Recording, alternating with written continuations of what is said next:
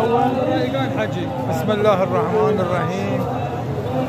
برادران همچنین که نگاه میکنید اینجا ذریح امام علیه و من با آقا حسین که پسر خواهر ما هست داریم میریم زیارت و همچنین که میبینید ماشاءالله اینقدر جمعیت زیاده که واقعا سخته، ولی بازم این سختی هم لذت داره که ببینید ماشاءالله.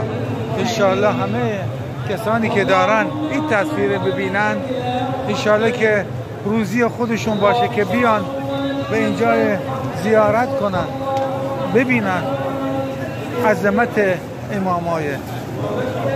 برادران همچنین نگاه کنید ماشاءالله جمعیت همینطور داره هی میاد.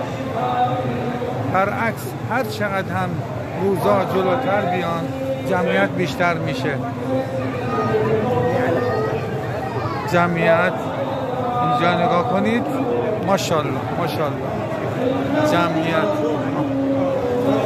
اینم ذریح امام علیه ماشاءالله. ببینید که نمیشه اصلا تکون بخورید از جمعیت. بله ببینید ماشاءالله.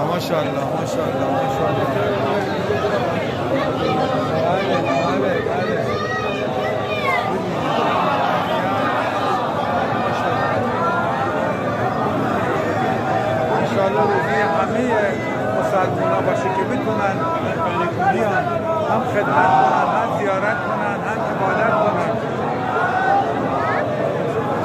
ما دعا میکنیم برای اینایی هم که نیومدن انشاءالله که دلشون سالم باشه به حق علی.